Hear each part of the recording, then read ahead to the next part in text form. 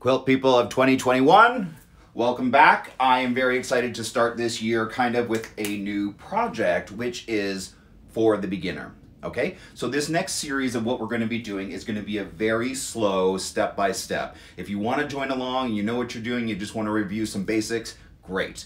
Okay, if you've never done a quilt before, this is the series of tutorials for you. Okay, so this is the very first one. What I'm going to be walking you through is this project here. Okay, it is my beginner pattern, and so you can go to my website, quiltingcowboy.com, just hit on the shop tab and find this pattern here. It's called Tangled Rectangles, right? Too much light there. Can you barely see it? There we go. Tangled Rectangles. When you purchase it, as soon as you pay for it through PayPal, it gets emailed to you automatically to download and print at home. Okay, so very, very fast. That's what I suggest you do first if you want to follow along in this series. When you open up the pattern, there's a URL that says quiltingcowboy.com/ and then a bunch of other, things that when you type into any browser, it will bring up an hour-long tutorial that covers much of what we're going to be doing here. So if you just want to jump to the front of the line, you're like, I can't wait for the next video, let's get going. You want to make this project, download it, go to the website, it'll walk you through it step by step. But not everybody has this pattern, not everyone has access to that tutorial, so we're going to be doing it here. So we are going to get started on Tangled Rectangles for the beginning. Hold on to your butts, because we're about to get craftastic.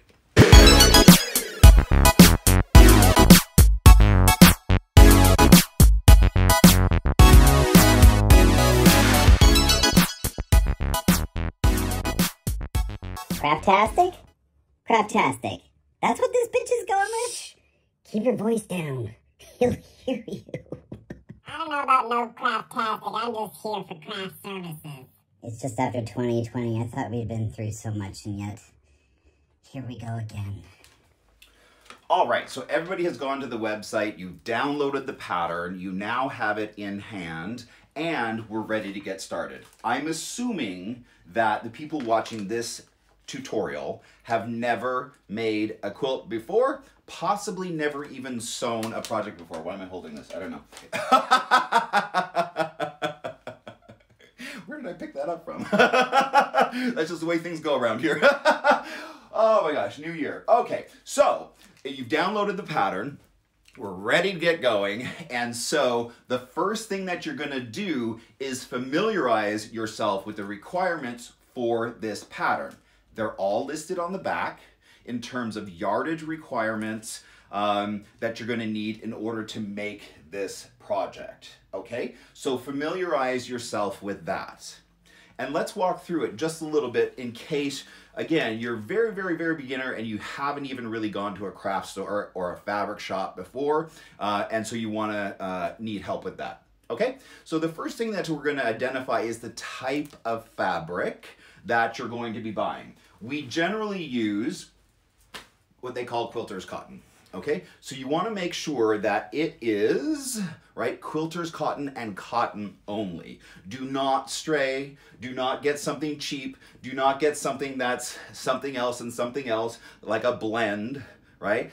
You want to get 100% fabric and cotton, and you want to make sure that the fabric is of really good quality. Why? Because if you buy cheaper fabric, it has probably a good chance of running, right? So when you wash it, like all your reds will have excess dye that will come off of them. I have a solution for that as well, and we'll get to that when we get to that, but we're not there yet. So you're gonna wanna specifically go to a quilt store. Google that. We really want to support our local quilt shops because they struggle, especially during, these times, often of which they cannot be open or they have to just do online sales, things like that. I strongly suggest you Google a quilt shop.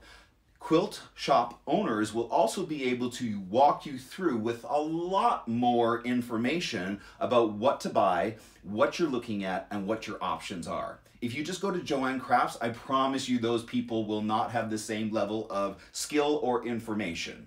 All right, and also like Joanne Craft, Michaels, even Walmart, their fabric tends to be cheaper.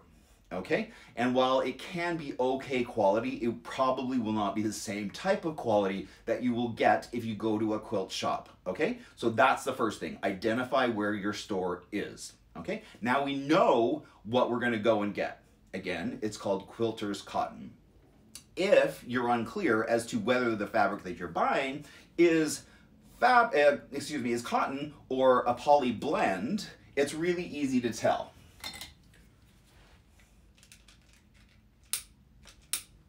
There we go.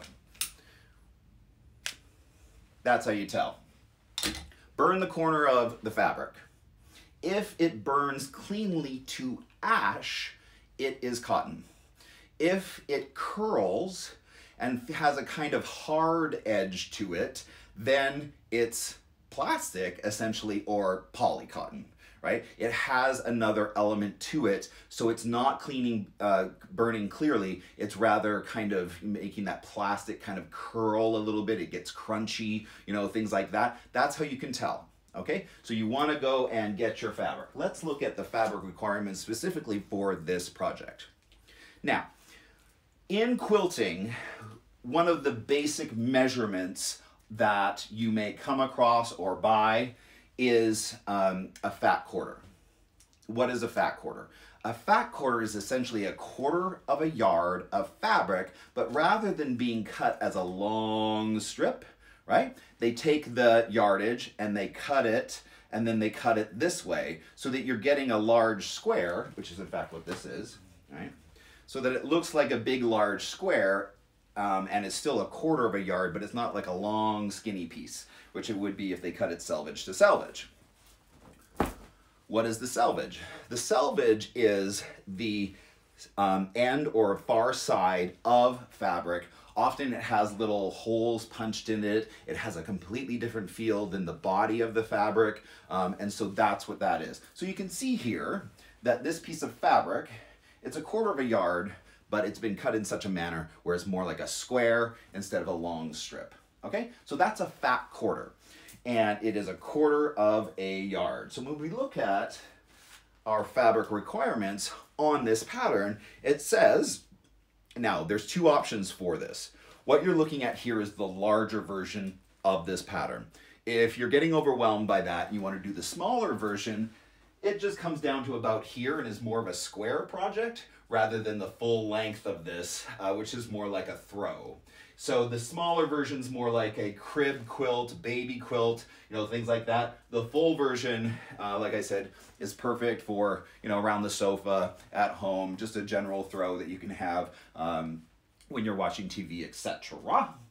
So let's look at, I'm going to be doing the large version. It's really easy to just, you know, cut off a bunch of rows and do the short version, all of which is greatly detailed in this pattern. Okay? So for the large version, it asks you to get 1/3 of a yard of 9 complementary colors. All right, so just go to the store, and I strongly suggest that, and this is the greatest lesson that I ever learned in quilting, by far, the greatest lesson I ever learned. And it's when I first started taking quilting classes. And this woman, Jeanette, I just loved her, still to this day. Look, I'm smiling when I'm talking about her, right? She's just, I mean, she was just the best. She smoked, swore like a trucker. Like, her and I just got along, right? And it was really fun. But what she told me when I was getting the fabrics for one of my first projects was, she was like, because I didn't know what to choose, right? She was like, well, you know, what makes your heart sing? And I had to get to know what that means for me internally, right? Because when I see things, right, it's like the organizing lady, right? Does it spark joy, right? It's the same thing. Does it make your heart sing? And that's the way it was presented to me. So that if I'm presented with, you know, a bunch of fabrics like this, I'll just go through, and the ones that really resonate with me, right? The ones that I get excited about, the ones that, you know, spark joy, those are the ones you want to focus on, right? Because those are the ones you're going to be working with and you're going to feel great about the project. Just make sure they all go together in a manner that they are from the same color family.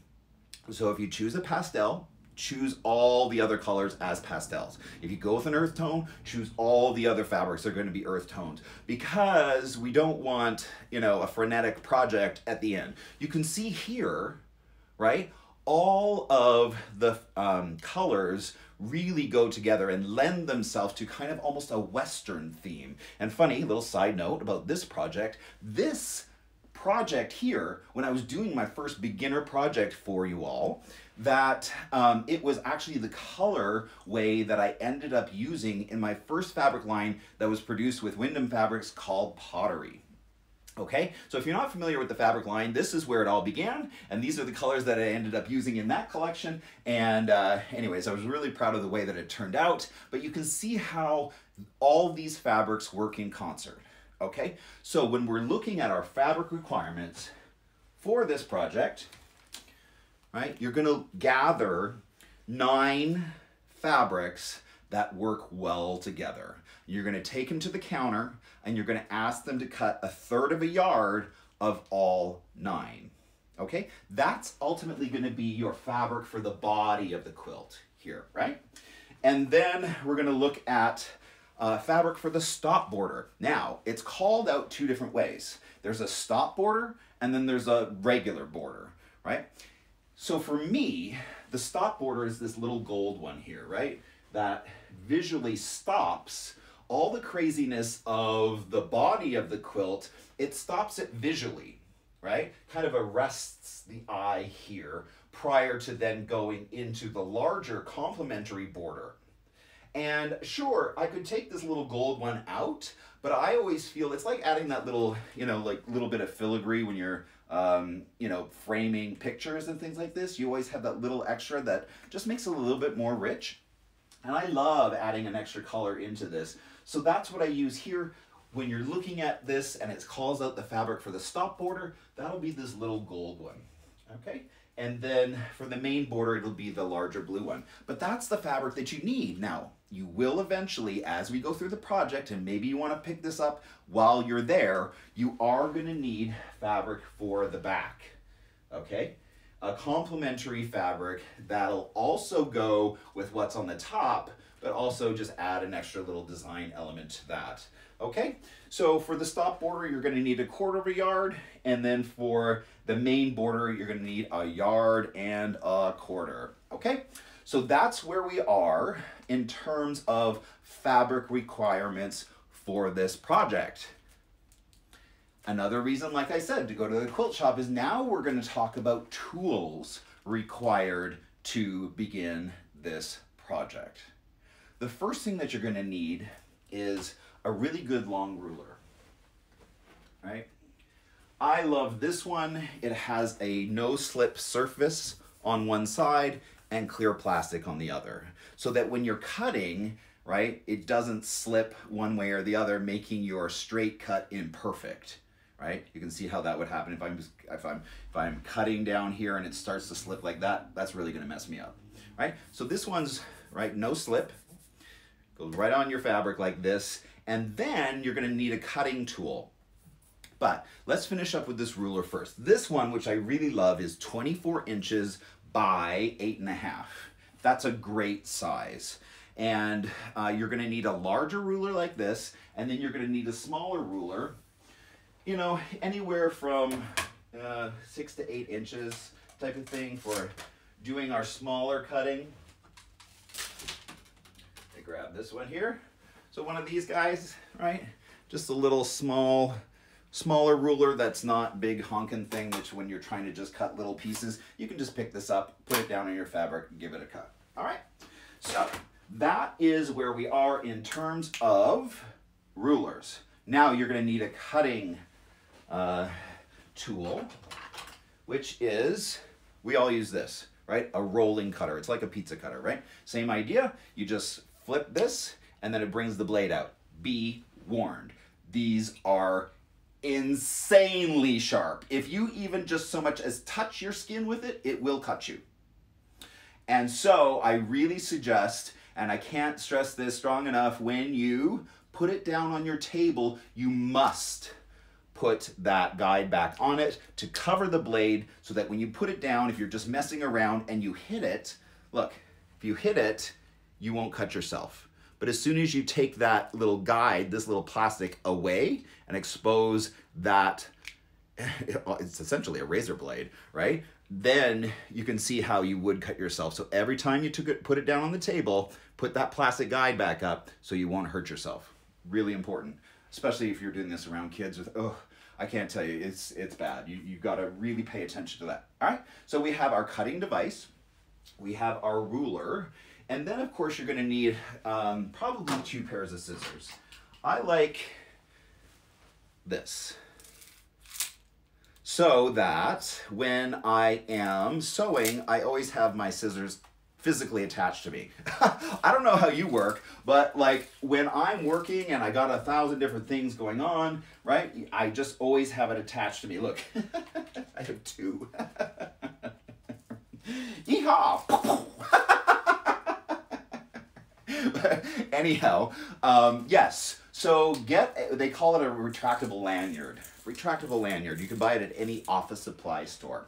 And then just clip that on there, clip it onto yourself so that when you are in mad creation mode, you can just always have this attached to you. You always know where it is. You don't have to worry about losing your little scissors. The other thing you're going to need is a larger pair of scissors, right? Really good, heavy-duty scissors for cutting large pieces, okay? And we'll talk about where you're going to use this, how that is important, things like that. Then, moving on, you're going to need a large ironing board. Most of us probably have that at home, right? And you're going to need a good iron that has the ability to either use steam or you're going to need a spray bottle, because what we want to do is we never want to pre-wash our fabric. Now, a lot of people believe in that, and that's kind of an old school way of dealing with brand new fabric to ensure that it doesn't shrink too much when you first wash it. So, while that's kind of the old school method, what happens is when you first wash your fabric, it loses its kind of sizing, right? It loses that kind of stiffness that it has when it's brand new, and it just becomes all wobbly, right? And so it's a lot more difficult to work with really floppy fabric than something that has a little bit more, you know, kind of strength to it. So how we deal with that is we use steam or water and heat. Steam will basically do the same thing as your washer and dryer, right? It will pre-shrink your brand new fabric enough so that you don't have massive shrinkage when you put it through the washer and dryer the first time. If you do, some people don't even wash their quilts. But it will help with that process. It'll still shrink your brand new cotton down a little bit without losing that original stiffness that you want to work with brand new fabric. Okay, so that is what I strongly suggest for that. All right, so we got our ironing board, we have our iron, and then, you know, we're pretty much ready to go. You are going to need a cutting mat. That's the one thing also that we're going to want to include here as well. Let me just grab one and I'll show you what it looks like. Okay, so this is a cutting board. Now, it's kind of floppy, so it's not really a board. You're going to want to use it on some type of hard surface such as a table. Do not use it on the floor. Never cut your fabric on the floor. I can't think of an easier way to screw up your precision in cutting than to do it on a surface that's either carpet or something where you can't sit and get a good angle of your cut. If you're sitting on the floor, you can't get the same kind of precision that you can when you're either standing up or sitting in a chair. I do suggest that you do all of this standing up. And so if you have a counter height table, I find that really helpful for a couple of reasons. First of all, at least for me, because of my height, right? I want to be a little bit more, you know, on top of my work. Secondly, when I have the sewing machine on the surface, it's a lot easier on your neck if you have the machine a little bit higher. So that, actually, let me show you a close-up of this. I think you'll find it kind of interesting. All right, this will also be a good segue into sewing machines and options for that. Now, we're still talking about the table height in which you're going to be working. You're both going to be cutting, see my purple cutting mat here, and sewing on this same surface. I strongly suggest, again, like I say, that you think about the height that you're going to be working on and whether you're comfortable at that height. That includes cutting and sewing. I have this kind of cool table, if I do say so myself, that goes up, right? Or I can put it down. I can also put one side up or one side down, and I won't get into that now. We might in the advanced classes, but for now, just think about the height that you want to be working, something that is very comfortable. That addresses two issues. The first of which is, right, how am I standing at it, and am I comfortable, right, doing this work here of cutting, right? Is this a good height for me? This would be too tall, right? This would be too low. So I find a height that's really comfortable for me for cutting. Again, when you are cutting, especially multiple layers, you're gonna really wanna put your body weight into it, right? So think about that and find a counter or a table that is a good height for you. Secondly, I really encourage people to have their table at a higher height than they may have thought about before. Why is that? It's because when you're looking at your machine, right, it's a lot easier on your head and neck, especially if you're doing this for hours, to be looking more directly, right, directly into the machine and right where, right? So I'm looking at the project and it's almost right in front of my eyeballs. I'm only having to crane my neck just down a few degrees, right? Not much at all, right? And it's right in front of me. And so as I'm sewing along, right, it's just gonna be going through, I mean, it's practically right at eye level, right? So again, I'm not working hunched over and I'm not having to kind of look around where this is because the sewing foot, which is this little guy here, right, is pretty much right in front of me. And so again, it just makes it easier on your head and neck. Let's look at it if it was wrong. All right, going down, hold on, nobody freak out. Okay, so if I was looking at this and it was more, the machine was down, right, I would be, look at my spine, I would be like this, right, looking at it. And then, so after a couple of hours, what kind of shape am I gonna be in? I'm gonna have a headache, my neck is gonna hurt, my back's gonna hurt, no bueno, okay? So again, where possible, if you have to choose between too high and too low, for the sewing part, not necessarily cutting, but certainly for the sewing part, always choose a table height that is more in front of your eyeballs than way down low. Okay, so that brings us up to your table surface. Again, do not cut on the floor. I will be really upset with you if you do that. It just lends itself to 1,000 different ways of wrong, okay? Do it on a proper surface with a proper cutting board and proper cutting mat. It's actually called a cutting mat, not a cutting board. So that it's here in front of you and then we're ready to get going. Now, if you don't have a sewing machine, you can just go, let me show you this one. You're gonna be really thrilled with this option. I know, I sure was. Okay, let me put one of my regular machines out of my 4. All right, this little guy I bought as a backup so that when one of my other main machines is in the shop, I always have a little backup guy. I bought this at Walmart for 150 bucks and it has everything I could ever need, right? And so it even comes with this little table, an extension table, right? So that your work surface area is greatly increased. Look how cool that is, right? So rather than just working on this tiny little, see how tiny that area is under the needle? Rather, instead, you can increase the size of your project and sewing, there we go, by just adding this little extension table. 150 bucks, at Walmart. It's the Singer Fashion Mate, and it has a ton of decorative stitches. I mean, for 150 bucks, it sews great. But that's what I will often use when one of my other shops is one of my other machines is in the shop. It works great. I really recommend this one. Okay, so get yourself a good sewing machine that you can trust and that you know how to use. If you don't know how to use it, I would strongly suggest, again, go to your local quilt shop, sign up for some classes, or just take your machine in there. I promise you they'll be willing to take 5 minutes out of their day to show you how to use your machine. Threading it and getting the bobbin right are the most difficult parts in the beginning.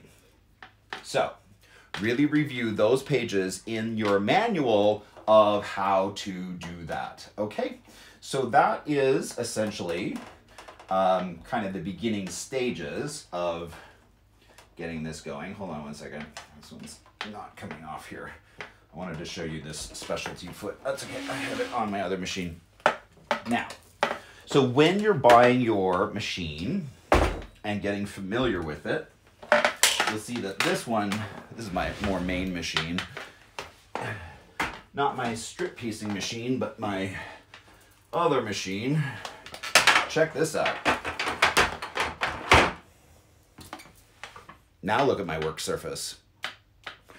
You know, these bigger machines, they come with these work tables that again makes it so much easier because your project is here on the same level, right, as your needle. And look at it without it, right? Without it, you have half your project falling off the machine, right? Rather than the whole thing, so it's always kind of falling off this direction, which is not amazing. Okay, so that's what you're gonna wanna look for. The other thing, accessory, if it doesn't come with the machine, you must buy, is a 1/4 inch foot, okay? And that looks like, this is my little cup of feet.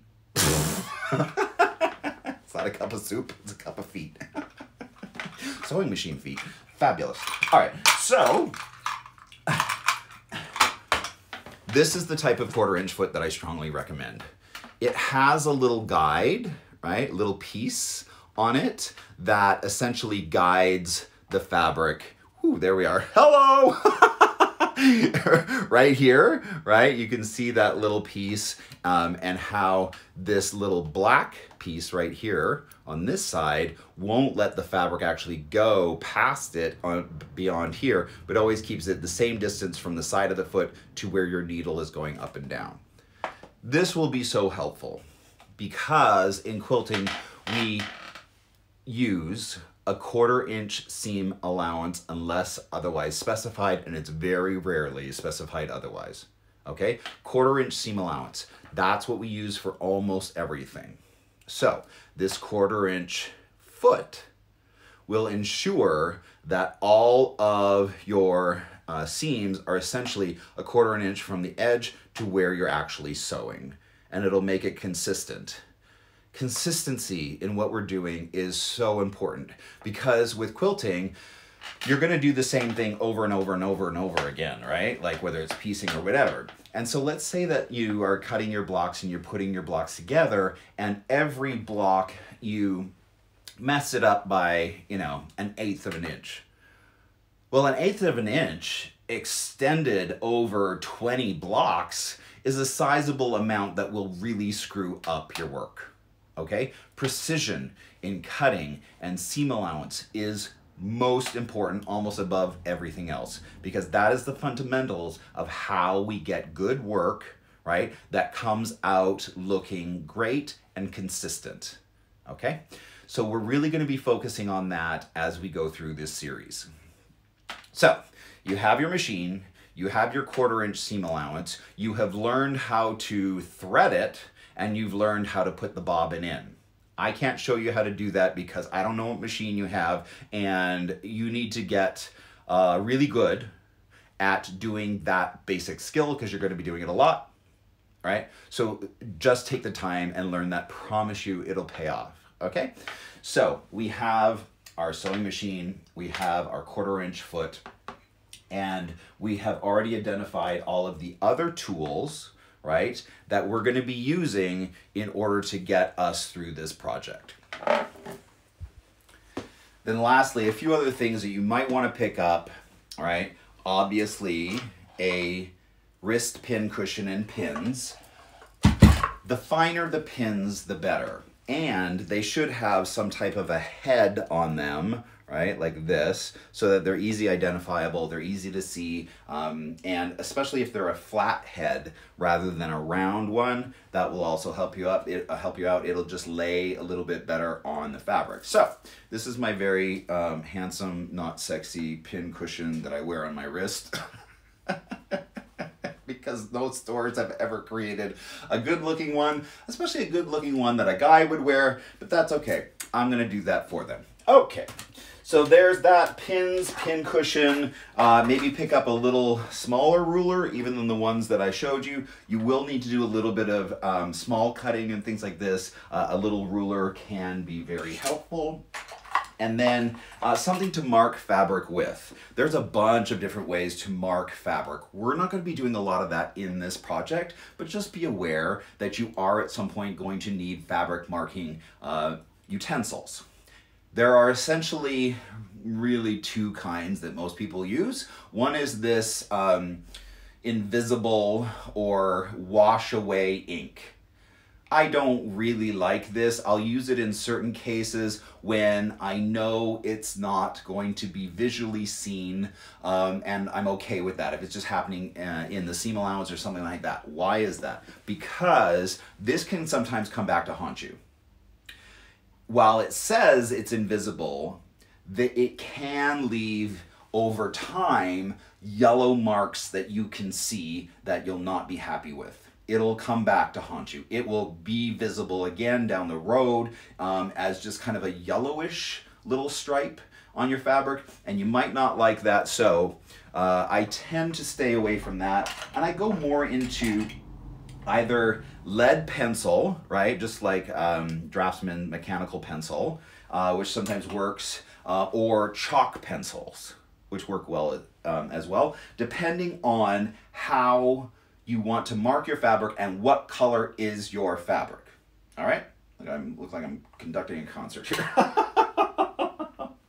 Settle down!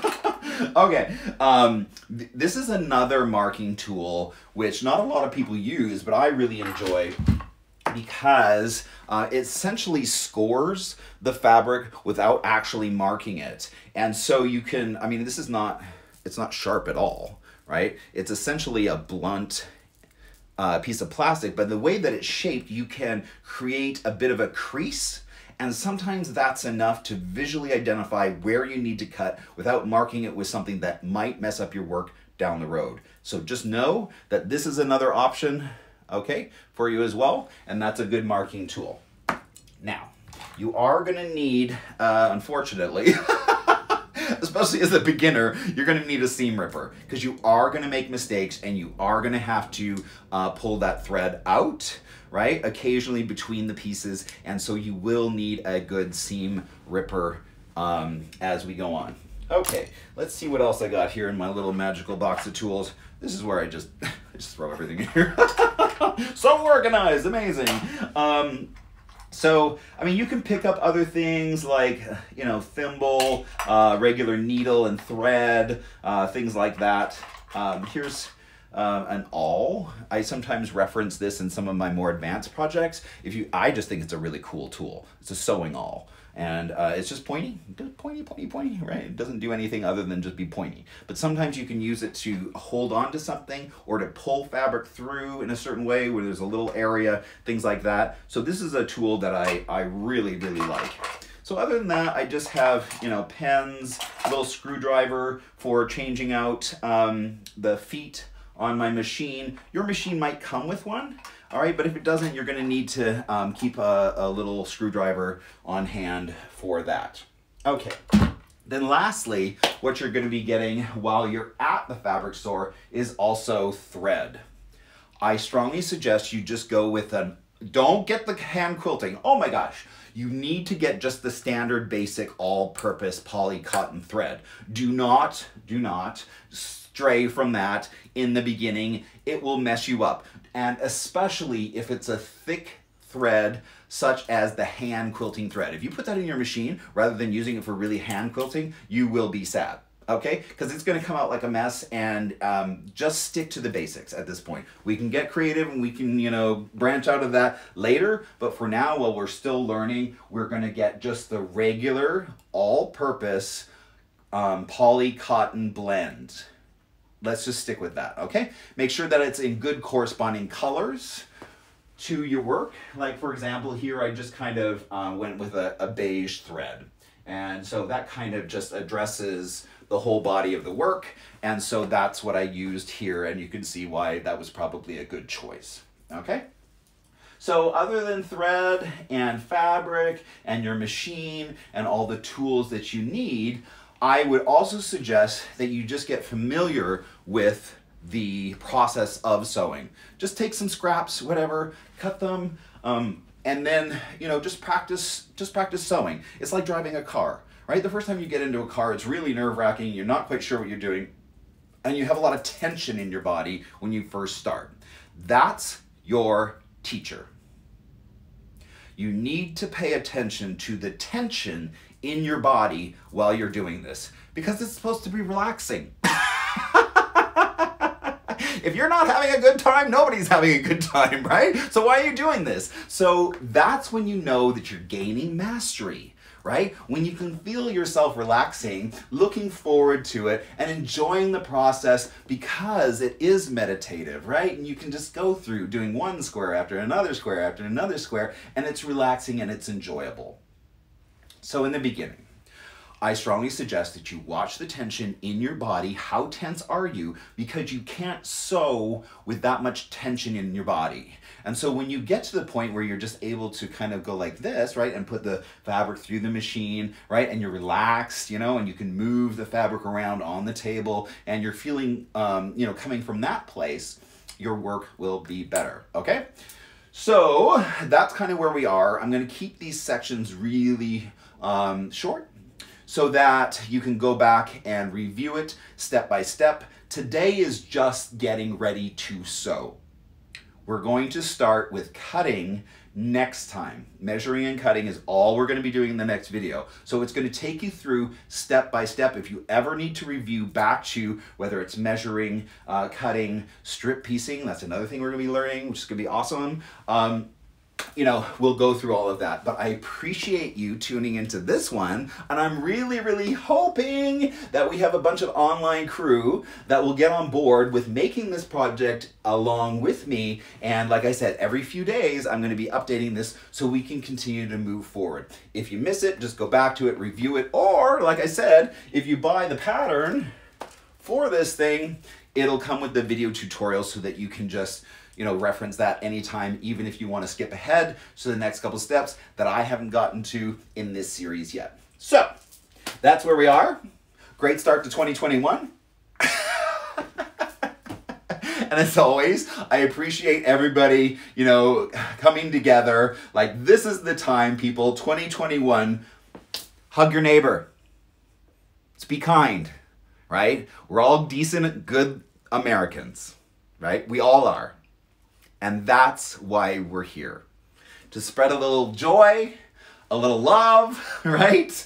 And to be a community. If you're brand new to quilting, oh my God, welcome to the most amazing community on the planet. The quilting community will embrace you. They will love you. They will put you together, and they will provide you with a place to go that is fun, craftastic,